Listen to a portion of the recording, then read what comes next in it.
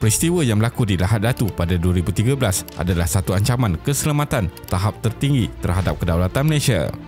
Gerakan pencerobohan oleh kumpulan pengganas yang menggelarkan diri mereka sebagai Angkatan Keselamatan Diraja Kesultanan Sulu dan Borneo Utara dengan matlamat untuk menuntut kembali wilayah di bahagian timur Sabah.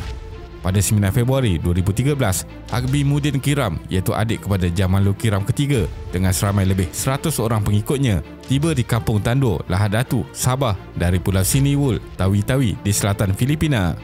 Pencerobohan membawa bersama kelengkapan senjata berat seperti pelancar roket, senjata M16 dan senjata tajam seperti parang. Proses rundingan bermula pada 12 Februari 2013 supaya kumpulan penceroboh keluar dari wilayah milik Malaysia bagi mengelakkan pertumbuhan darah, namun tidak membuahkan sebarang hasil. Pada 1 hingga 2 Mac 2013, Lahad Datu digemparkan dengan bunyi tembakan senjata api dan ia menjadi detik hitam dalam sejarah negara yang menyaksikan 10 perwira negara terbunuh semasa mempertahankan tanah air. Serangan secara ofensif iaitu Ops Daulat dimulakan pada 5 Mac 2013 setelah semua rundingan untuk menamatkan konflik ini gagal, termasuklah melibatkan kerajaan Filipina. Jadi dalam video kali ini, kita akan melihat bagaimana tragedi hitam di Lahad Datu boleh berlaku. Teruskan menonton. Dapatkan akses video eksklusif dan video terbaru dari APHD Channel dengan menyertai membership. Tekan link di bawah dan pilih eksklusif video. Terdapat lebih banyak dokumentari yang menarik di sini. Pada tahun 1878, satu perjanjian pajakan selama-lamanya bagi wilayah Borneo Utara ditandatangani oleh Baron Gustavus von Overbeck dan Kesultanan Sulu dengan bayaran 5,000 dalam mata wang Mexico setahun. Sultan Sulu bersetuju untuk menyerahkan haknya dan menerima wang penyerahan yang turut diteruskan oleh penguasa wilayah Sabah selepas itu.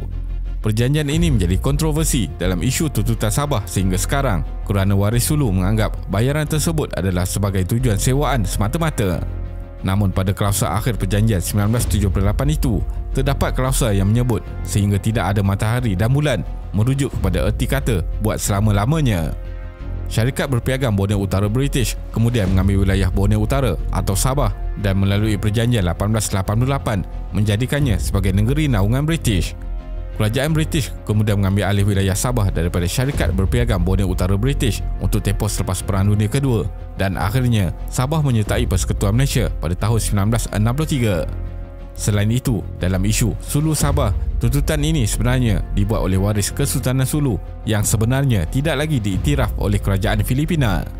Pada 22 Mac 1915, perjanjian Carpenter telah ditandatangani antara Kesultanan Sulu dan Amerika Syarikat di mana Sultan Sulu telah melepaskan segala kuasa politik kepada Amerika Syarikat yang ketika itu menguasai Filipina.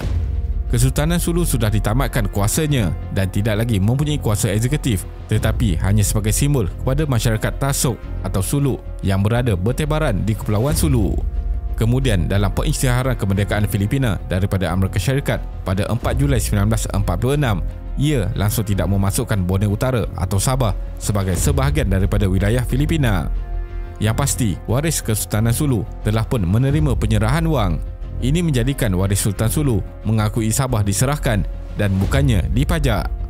Tambahan lagi, terdapat ramai individu yang mendakwa mereka ialah waris Sultan Sulu seperti Jamalul Kiram kedua yang mangkat pada 1936 tetapi tidak dapat dipastikan identiti yang sah.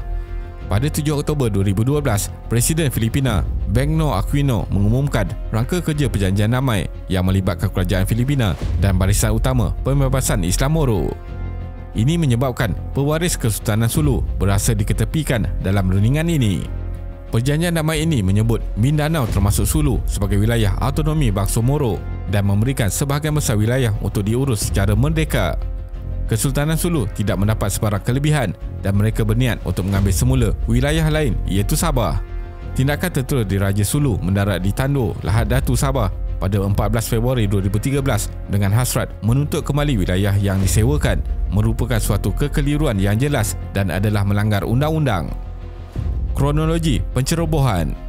Pada 9 Februari 2013, penceroboh menggunakan bot pancung untuk memasuki perairan negara dan berkumpul secara berperingkat di Felda Sahabat 17, Kampung Tandur, Lahad Datu. Pada 11 Februari 2013, sebahagian mereka dikesan oleh nelayan tempatan yang membuat laporan polis mengenai kehadiran lebih 100 orang berpakaian ala tentera dan bersenjata. polis mengepung jalan utama di Lahad Datu yang melalui ladang kelapa sawit sehingga ke Kampung Tandur. Polis Marine turut meronda perairan berdekatan. Agensi Keselamatan turut menyekat kemasukan warga dari selatan Filipina.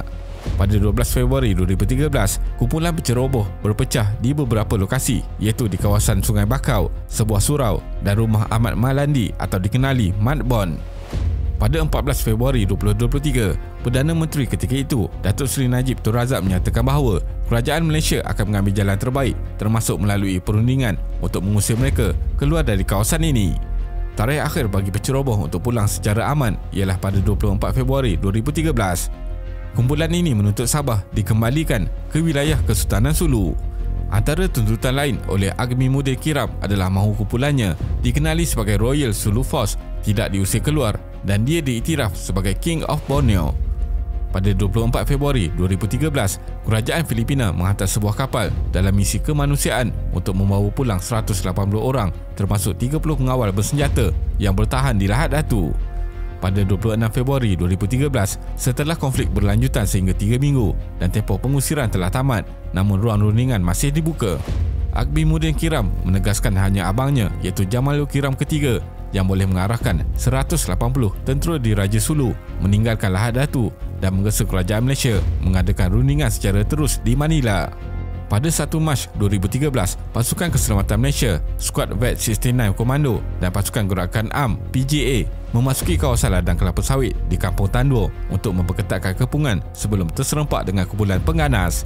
Musuh bertindak mengangkat sekeping kertas putih yang seolah-olah mahu berdamai, akan tetapi mereka mengarahkan Pasukan Keselamatan Malaysia berundur. Pasukan polis telah menerima arahan yang jelas untuk mengecilkan kepungan kawasan musuh. Oleh itu, mereka tidak berganjak. Ini menyebabkan musuh mula melepaskan tembakan, menyebabkan berlakunya pertempuran sengit antara kedua-dua belah pihak. Sejam pertempuran berlaku menyebabkan 2 anggota polis Vet 69 telah terbunuh iaitu Inspektor Zulkifli Mahmad dan Korporal Sabaruddin Daud, manakala seramai 15 orang pengganas pula telah mati. Pada 2 Mac 2013, pihak PDRM bertindak menggugurkan risalah dengan menggunakan helikopter. Risalah ditulis dalam bahasa Suluk dan Inggeris, "Lay down your weapon, surrender, surrender, surrender," mendesak kumpulan terbabit untuk menyerah. Ini sebagai amaran terakhir kepada kumpulan ini agar keluar dari kawasan terbabit sebelum tindakan secara kekerasan diambil oleh kerajaan Malaysia. Pada petang 2 Mac 2013, 6 lagi anggota pasukan keselamatan yang sedang melakukan risikan terbunuh dalam kejadian serangan hendap di Kampung Srijaya, Siminul Semporna, iaitu daerah yang terletak lebih daripada 200 km daripada Kampung Tandur. Dalam situasi ini, 7 batalion tentera dikerahkan ke kawasan pantai timur Sabah. Daripada jumlah ini, 5 batalion diletakkan di Lahad Datu dan 1 batalion di Sandakan dan 1 batalion lagi di daerah Tawau. Pada pukul 7 pagi 5 Mac 2013, Angkatan Tentera Malaysia melalui Tentera Laut, Darat dan Udara memulakan operasi daulat bagi menggempur kumpulan militan Sulu. Ia dimulakan dengan pasukan TUDM yang menggunakan 2 jet FA-18D Hornet disusuli dengan 5 pesawat Hawk 208 yang menggugurkan bom. FA-18D Hornet telah menggugurkan 2 butir bom seberat 454 kg menggunakan panduan laser ke atas sasaran kedudukan kumpulan bersenjata Sulu yang telah ditanda di darat oleh unit pasukan khas udara Paskau. Setelah menggempur melalui udara, pasukan tentera darat mula bergerak ke kawasan kubu musuh bagi menjalankan operasi susulan dengan tembakan bertalu-talu daripada mortar. Kemudian, operasi penggeledahan dilakukan untuk memburu saki-baki pengganas. 12 kereta perisai berantai Adnan yang mampu bergerak di atas pelbagai bentuk muka bumi juga digunakan. Tentera laut di Raja Malaysia pula mengawal perairan negara bagi memastikan tiada penceroboh yang masuk atau meloloskan diri. Ia adalah bukti kemampuan negara untuk melaksanakan Joint atau Combined Force Operation yang menggabungkan tentera udara, darat dan laut, pasukan komando, pasukan elit, polis serta agensi kerajaan yang lain untuk mempertahankan negara. Pada 7 Mac 2013, Jamalul Kiram ketiga mengumumkan gencatan senjata. Akan tetapi Perdana Menteri Malaysia telah menolak gencatan senjata dan mahukan semua penceroboh mestilah meletakkan senjata dan menyerah diri tanpa syarat. Perdana Menteri juga mengumumkan pembentukan sebuah kawasan keselamatan meliputi wilayah pantai timur Sabah dari Kudat ke Tawau, merangkumi Sandakan, Semporna dan Lahad Datu. Sehingga 16 Mac 2013, Eastern Sabah Security Command (ESCOM) ditubuhkan segera dengan menjamin keselamatan dan kedaulatan negara. Secara keseluruhan, seramai 8 anggota PDRM dan 2 anggota ATM terkorban sepanjang konflik yang berlaku selama 57 hari. Konflik ini diisytiharkan tamat pada 10 April 2013. Kesimpulannya, tempoh 9 Februari sehingga penghujung Mac 2013 adalah antara detik hitam dalam sejarah negara selepas kemerdekaan apabila tanah air diceroboh oleh kumpulan penganas luar. Tindakan tegas oleh Malaysia pada ketika itu merupakan satu perkara yang perlu setelah usaha diplomasi tidak berhasil dalam menghadapi musuh yang mencalarkan kedaulatan negara. Ini perlu menjadi kesedaran semua pihak bahawa terdapat pihak yang memerhati dan berminat dengan bumi bertuah Malaysia.